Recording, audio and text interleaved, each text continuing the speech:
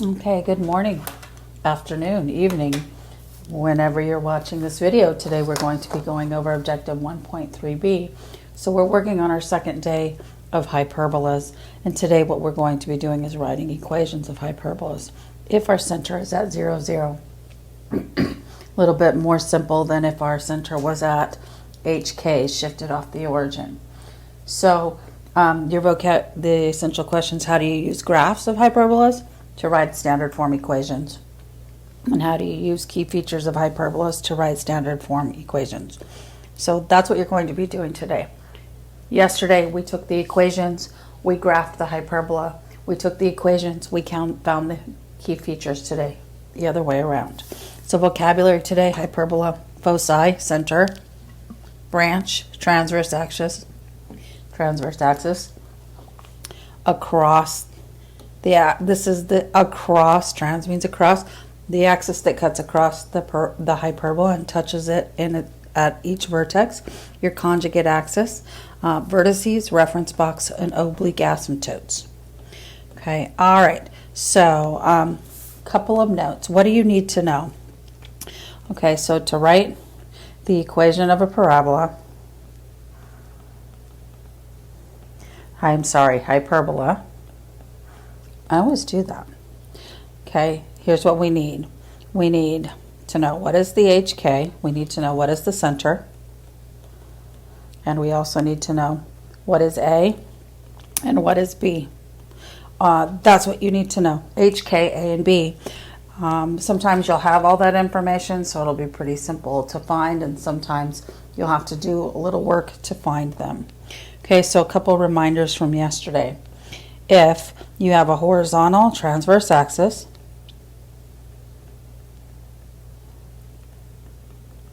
what you're looking for, I'm going to make a little line here. You are going to choose the standard equation form: x squared over a squared minus y squared over b squared equals 1. In this case, your center would be at 0, 0 because no HK. Your vertices would be at negative A0 and A0 because they are on your horizontal coordinate, because this is a horizontal transverse axis, and your foci, which are also on that same axis, extended past the axis but on that horizontal line containing the vertices of your foci is negative C0 and C0. Okay, again, horizontal, so the C value will be in the x coordinate. Okay, formulas to help you find B if you don't have them: C squared equals A squared plus B squared, just using the Pythagorean Theorem. If a vertical transverse axis, you will choose y squared over a squared minus x squared over b squared equals 1. Okay, center at 0, 0. So that's the same. Vertices at 0, negative a, and 0, positive a. Again, because the a is under your y squared, the a squared is under your y squared, the area is going to go in the y position of that coordinate. Foci, same idea here. It's on the same line. Vertical line is your vertex, your vertices, but it'll be out C. Also, please remember that C is greater than A and C is greater than B, excuse me. Okay, also horizontal transverse axis, this opens left and right, your hyperbola, whereas your transverse axis, oh my goodness, excuse me.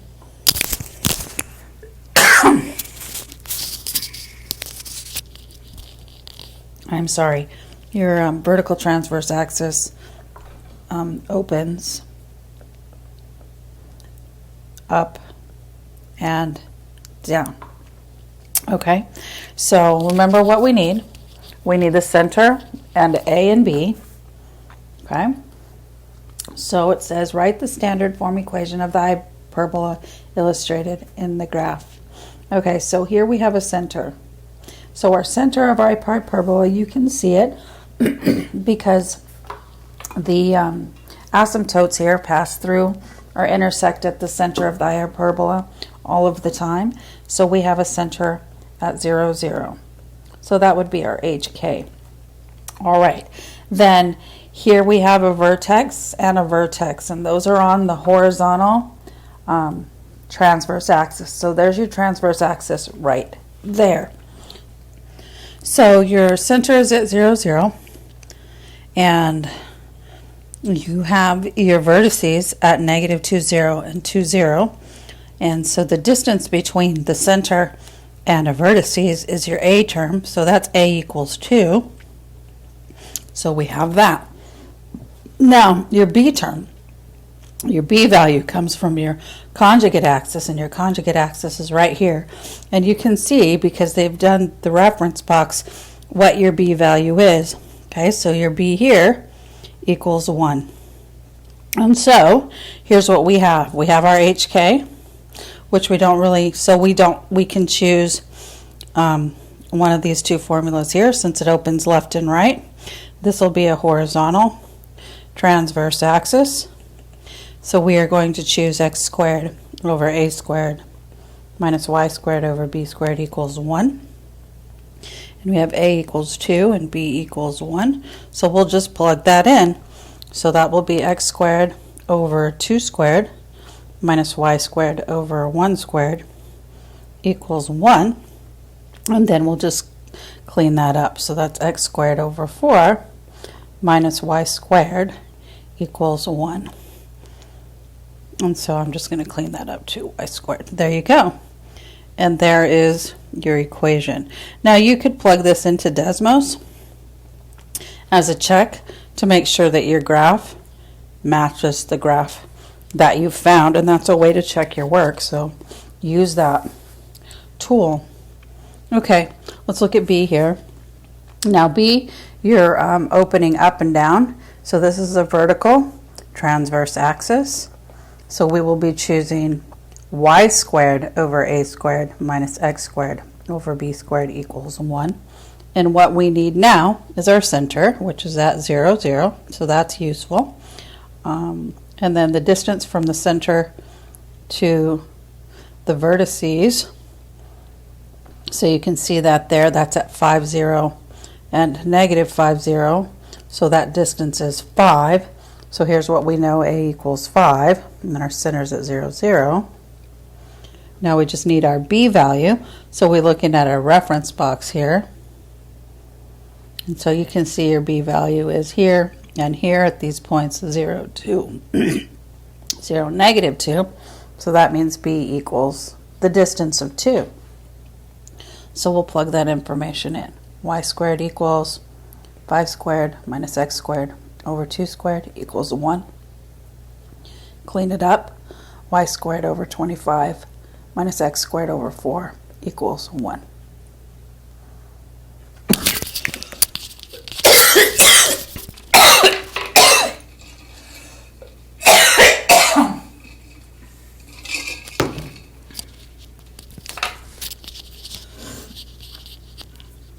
Oh, my allergies getting me today. Okay. So that's writing your standard form equation of the hyperbola illustrated in a graph. Remember what you do. Find the center, find your transverse axis, find the distance in your vertices, find the distance between the center and one of the vertices, and then use your conjugate axis, find the distance between the center and the top or bottom of that axis to find the distance of B.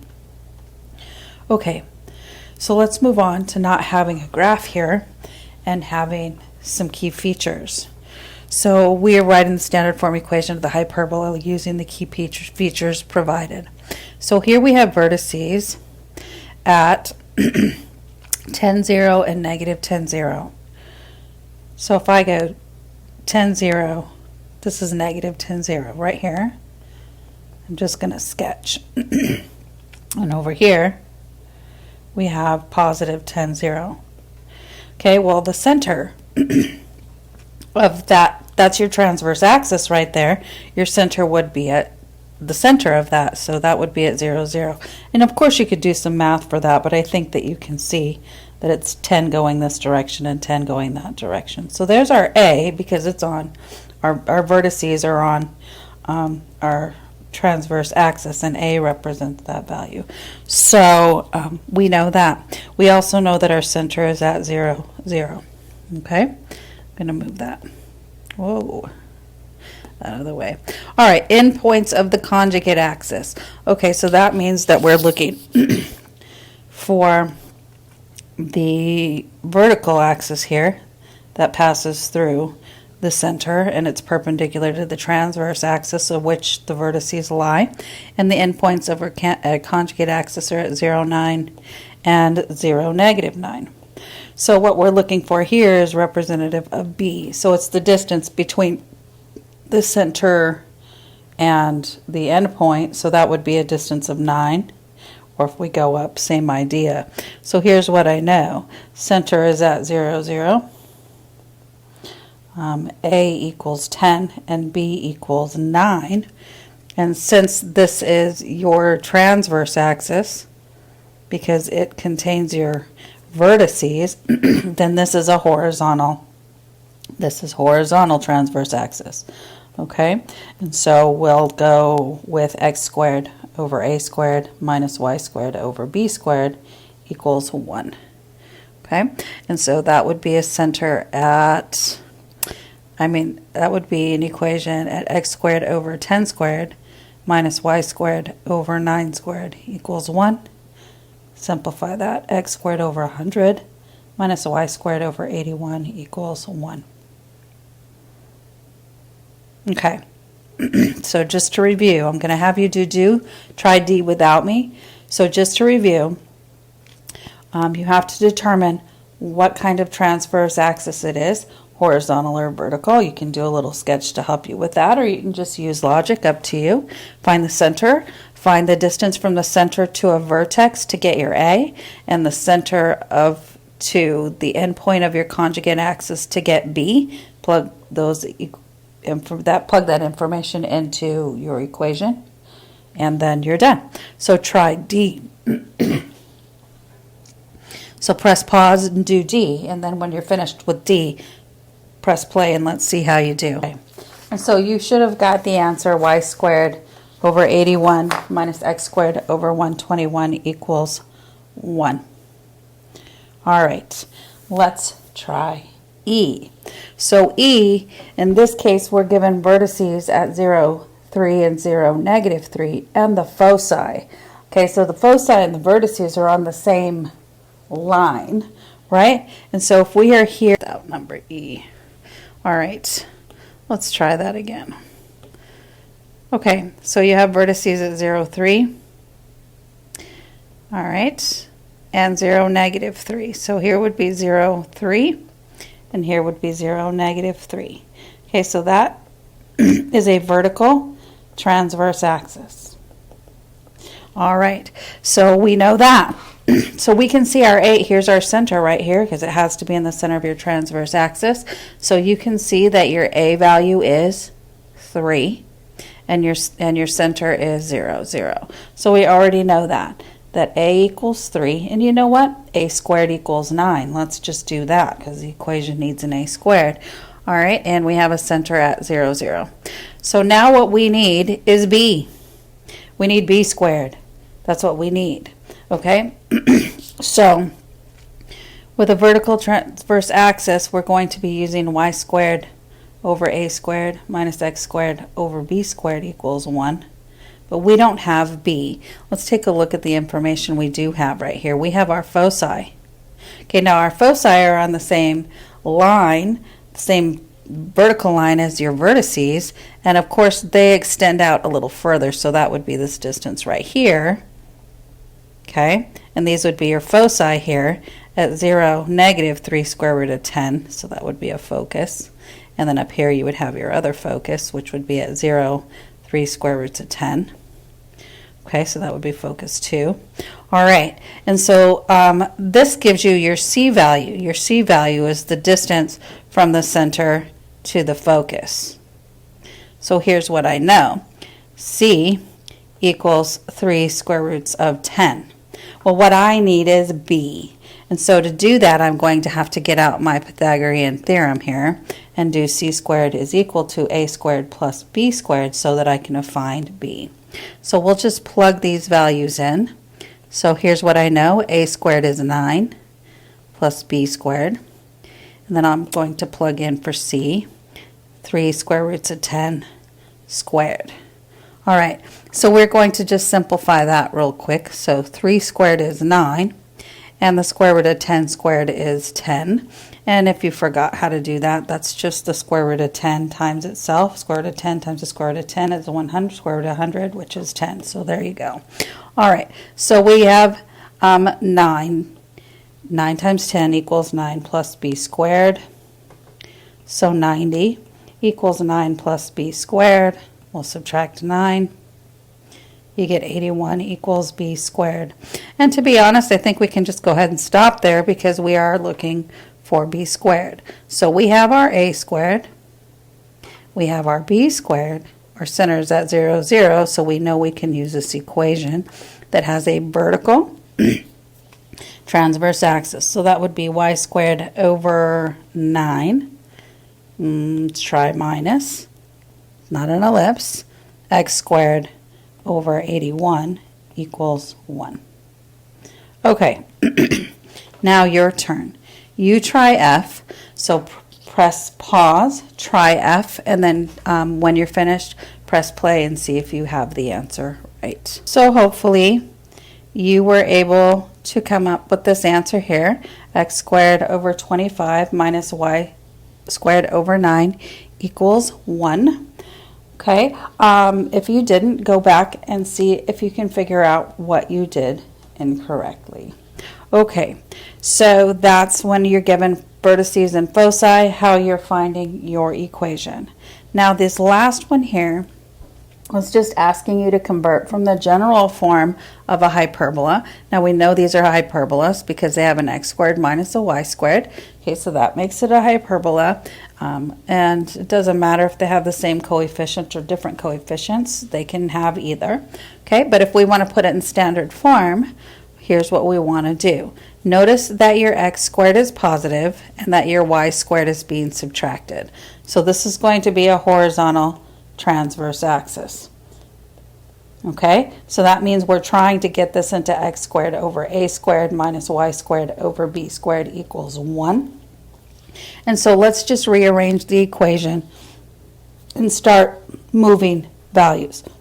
So let's add 324 and put it on the other side. So we have 9x squared minus 4y squared. Let me clean that up. That's a y squared equals 324. Okay, and so here's the problem. It needs to equal 1 and it equals 324. So to fix that, we are going to divide both sides by 3. Everything actually. Let's do it individually so we can simplify each fraction.